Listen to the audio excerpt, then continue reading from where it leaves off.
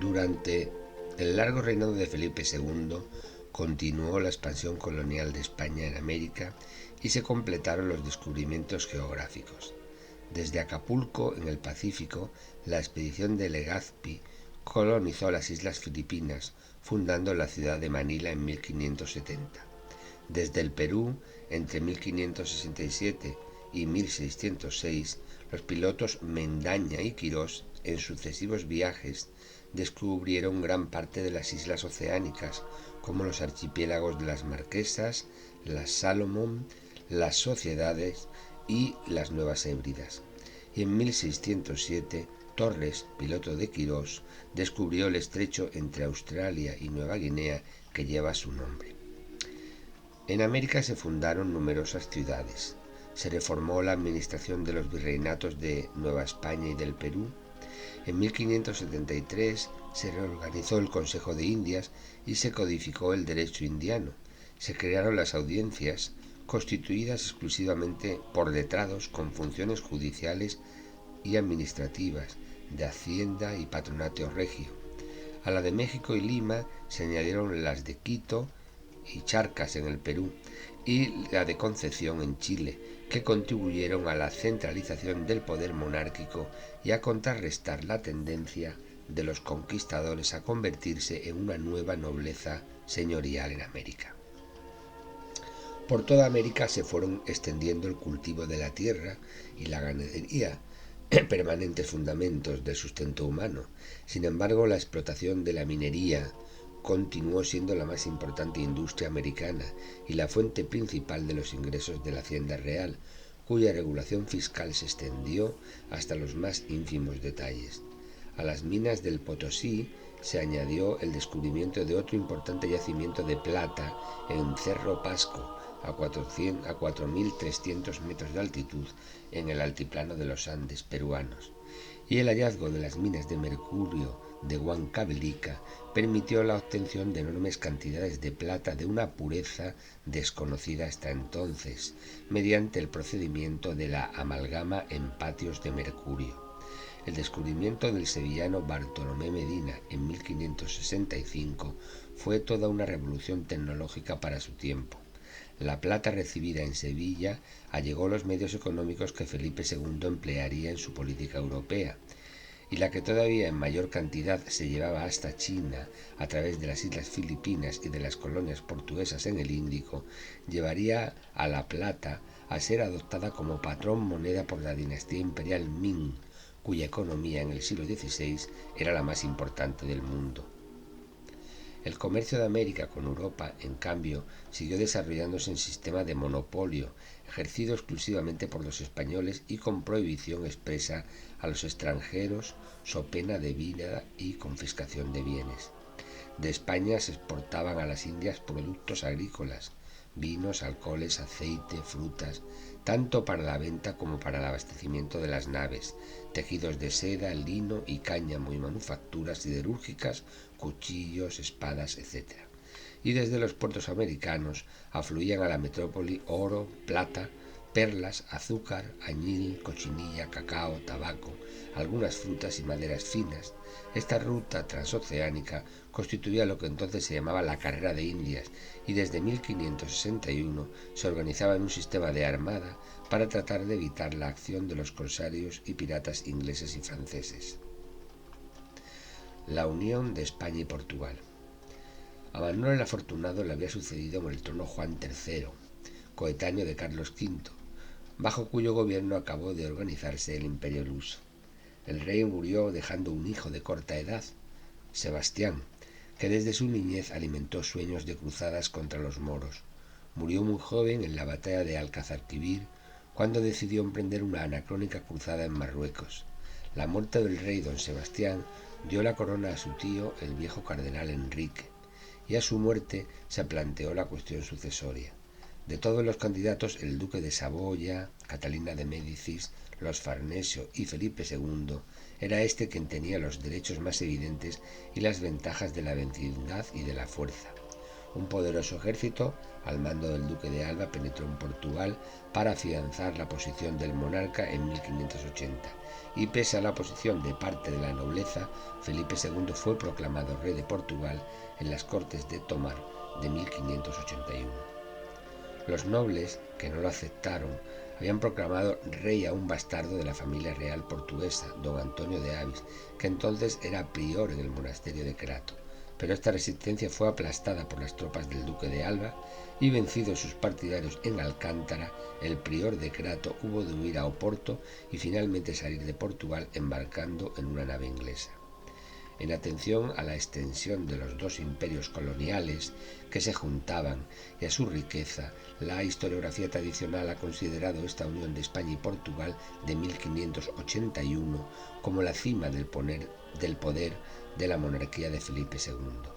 Pero, como señala Braudel, el imperio portugués, constituido principalmente por cadenas de sucursales que se extendían por el mundo, ya entonces era incapaz de defenderse por sí mismo y se había convertido en una inmensa planta parásita que se aferraba al flanco oeste de Castilla, un imperio que se nutre del grano y sobre todo de la plata de su vecina, que reexporta hacia el Extremo Oriente y la China.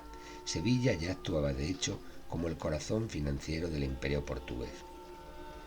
Felipe y sus sucesores respetarán las instituciones del reino portugués conquistado, pero no sometido. Portugal no perderá en esta unión ni sus libertades ni sus privilegios, pero pasará a formar parte de la política de los Austrias españoles, enfrentada siempre a sus tres poderosos enemigos, Francia, Inglaterra y Holanda, y sufrirá en consecuencia un rápido menoscabo en su extenso imperio transatlántico.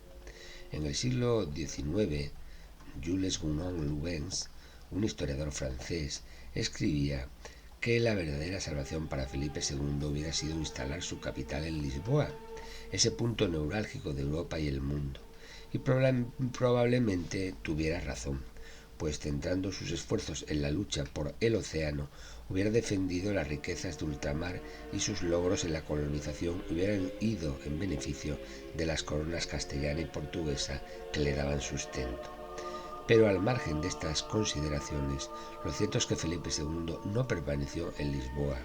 En 1583 regresó a Madrid y, lejos de abandonar sus líneas de actuación, su política continuó enfangada en su lucha en los Países Bajos, en Francia y en Inglaterra. La guerra con Inglaterra. Ni Francia ni Inglaterra se habían resignado, obviamente, con la división del planeta entre España y Portugal hecha por el Papa Alejandro VI en el Tratado de Tordesillas de 1494. Es famosa la réplica atribuida entonces al rey de Francia, Francisco I, al Papa Borgia. ¿En qué cláusula del testamento de Adán se me excluye del reparto del mundo? Y ciertamente ninguna de las dos coronas se limitó a ser espectador del reparto, ni de la extracción de las riquezas del Nuevo Mundo, por lo que desde el principio practicaron la piratería contra las naves españolas cargadas de tesoros americanos. Esta actividad, ampliamente desarrollada, llegó a ser un medio de vida para los comerciantes y armadores de la City de Londres, y aunque entre 1554 y 1558, durante los 4 años que duró el matrimonio de Felipe II con la reina inglesa María Tudor, hubo cierto respeto forzado, luego durante el reinado hostil de Isabel I, la actitud varió por completo. Aunque España sufrió varios ataques en sus colonias de ultramar y en sus barcos mercantes por parte del pirata John Hopkins y de su primo Francis Drake, que sin perder su condición de piratas y tratantes de esclavos africanos, financiados encubiertamente por Isabel I, Felipe II de España e Isabel de Inglaterra lograron convivir de manera pacífica durante su primera década de reinado. Pero en 1568, Hawkins y Drake, en una tormenta, tuvieron que buscar refugio en San Juan de Ulúa, puerto de Nueva España, lo que el virrey vio como una ocasión para capturar la mayor parte de sus navíos y castigarlos. Isabel respondió a este ataque a naves inglesas asaltando 5 galeones españoles cargados de oro. En 1570 el Papa Pío V promulgó una bula que excomulgaba a Isabel I por su apoyo al protestantismo y autorizaba a cualquier católico para asesinarla y a cualquier monarca católico para destronarla. Felipe II no se mostró interesado en principio en dicha acción, pero el agente papal italiano Roberto di Ridolfi acabó presentándose ante la corte de Madrid y propuso al rey una conspiración para asesinar a Isabel I y sustituirla por la reina de Escocia María Estuardo, de religión católica. El rey de España mandaría diversos agentes a Inglaterra para incitar a la rebelión, pero esta jamás llegó a estallar porque los espías de Isabel descubrieron el complot. Isabel decidió entonces proporcionar dinero y tropas a los rebeldes protestantes de los Países Bajos y a partir de 1572 comenzó a financiar regularmente las expediciones corsarias de Hawkins y Drake en las costas del Caribe, capturando botines de ciudades españolas de las que obtenía la quinta parte para la corona. Francis Drake fue ennoblecido y su serenidad y flemático sentido del humor lo convirtieron en un auténtico ídolo del pueblo inglés. Entre 1577 y 1580 realizó la proeza de una segunda vuelta al mundo en la que se permitió saquear las poblaciones litorales del Pacífico americano y regresó rico y triunfante a su país. En 1585 Drake atacó diversos puertos de Galicia atentando contra las imágenes religiosas de las iglesias y maltratando a los clérigos sin reparo. Además de los agravios y depredaciones de la piratería inglesa, no olvidaba Felipe II la pertinaz ayuda a los rebeldes de Flandes, a los nacionalistas de Portugal y a todos cuantos se manifestaban enemigos del monarca. Y en febrero de 1587, la ejecución de María Estuardo, a quien mantenía en prisión la reina inglesa, le dio un pretexto concreto para declarar la guerra. El monarca español puso en marcha una gran expedición de invasión de Inglaterra que pretendía el destronamiento de Isabel I y la restauración del catolicismo.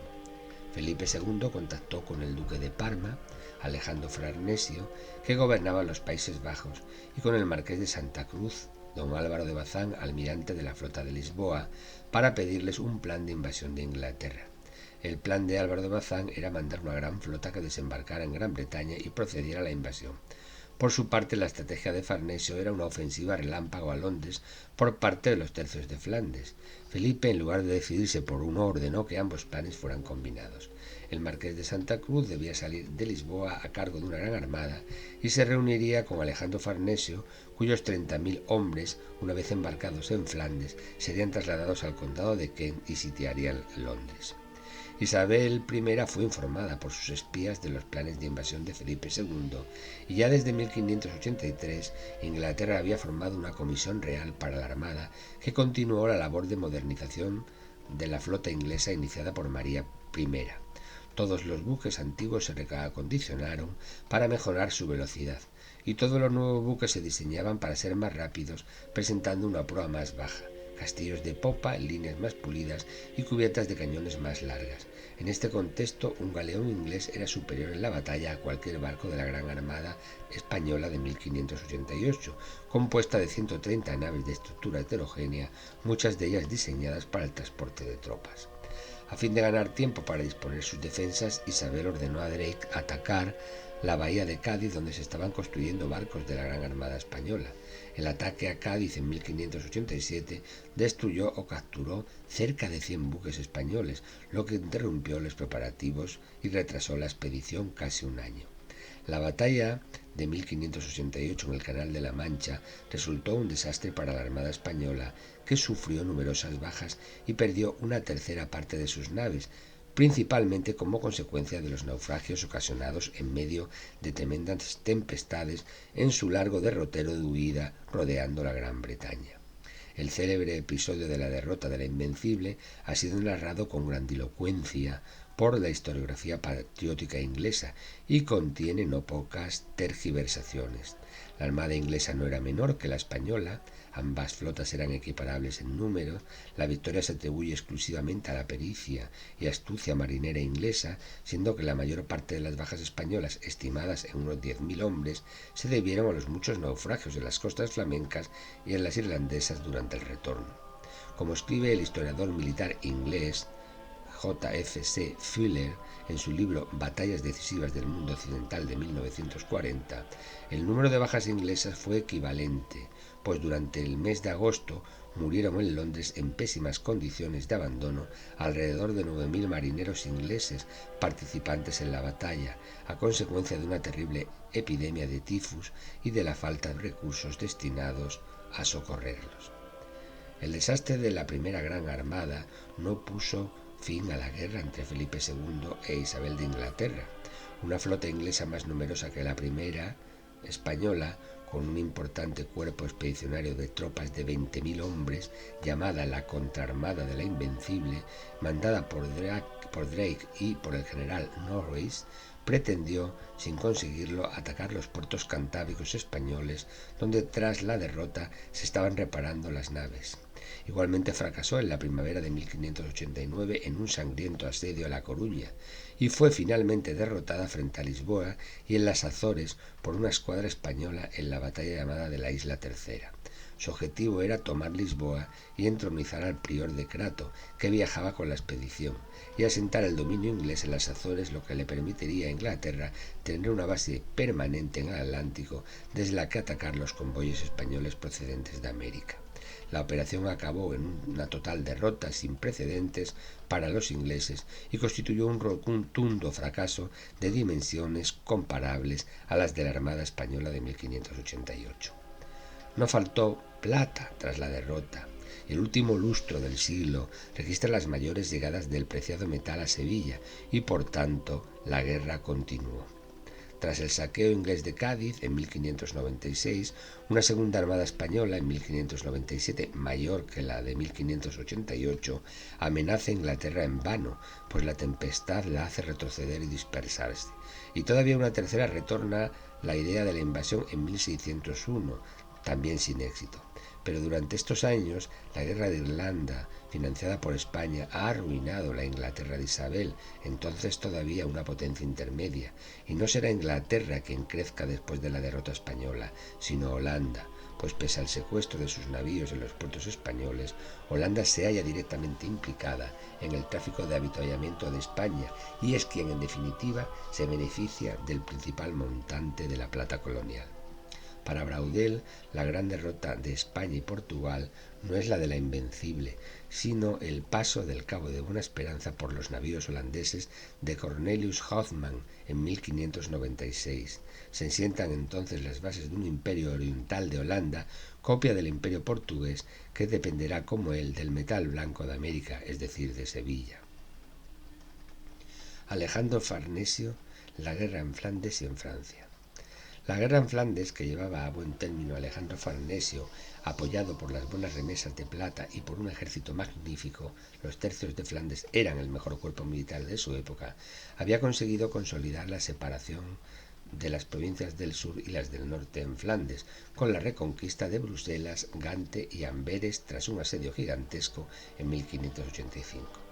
En 1584 había sido asesinado Guillermo de Orange por un agente francés al servicio de Felipe II, y los tercios parecían iban a penetrar en Holanda, pero el proyecto se vio interrumpido, primero por el frustrado intento de reembarco en la armada contra Inglaterra de 1588 y luego por el resultado de la aventura francesa. Alejandro Farnesio, llamado a Francia contra su parecer por Felipe II, obedece en silencio. En 1590 el príncipe de Parma libera el París en manos de la Liga Católica de los Guisa del asedio a lo que lo estaba sometiendo Enrique de Bearn. La ausencia de sus tropas en los Países Bajos permitió al nuevo caudillo de los holandeses, Mauricio de Nassau, tomar la iniciativa de la guerra. Alejandro Farnesio acudió en auxilio de Nimega, sitiada por las tropas de Mauricio, que logró liberar. Las hostilidades continuaron extendiéndose en los dos distintos frentes y el duque de Parma se le hizo cada vez más difícil mantener los territorios, dado el agotamiento de sus tropas y el mayor peso de la ayuda inglesa a los rebeldes y la carencia de plata para pagar las tropas. En 1592 su ejército liberó Rouen, cercada por el ejército francés de Enrique IV, al que venció de nuevo en la batalla de Aumale, con lo que aseguró el abastecimiento de París. pero en el asedio de Caudebec, el 25 de abril de 1592, Alejandro resultó herido de un disparo de mosquete, por lo que se retiró con su ejército a Flandes, donde enfermó de neumonía, y el mejor general de su tiempo murió con 47 años la noche del 2 al 3 de diciembre de 1592 en la abadía de Saint-Vaast de Arras. La guerra entre España y Francia duró hasta 1598. Tras la reconquista de Amiens en 1597, el siempre lúcido Enrique IV llegó a la convicción de que ingleses y holandeses solo lo sostenían con objeto de alargar la guerra con España y así sacar el máximo provecho de sus depredaciones. Para reconstruir Francia tras las devastaciones de la guerra de religión, el nuevo rey necesitaba la paz. Por su parte, el viejo rey de España, falto de recursos, se veía incapaz de mantener la situación en los Países Bajos. Felipe II, que se siente enfermo y presiente su muerte, cree haber encontrado una solución para el terrible cáncer de los Países Bajos.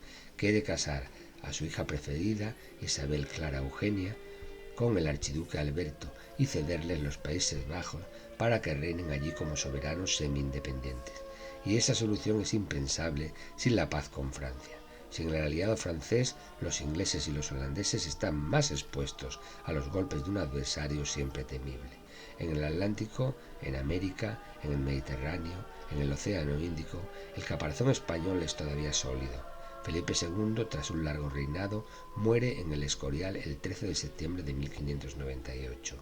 Ha dejado ya la escena del mundo para otros protagonistas, pero lo inevitable se produce. La paz entre España e Inglaterra se firma en 1604 y con las Provincias Unidas será ratificada en 1609. Francisco de Quevedo, nacido en 1580, le hizo justicia a Felipe II con un magnífico epitafio cuando escribe que al morir el viejo rey había dejado la paz en sus reinos, la gloria en sus ejércitos y el temor en sus enemigos.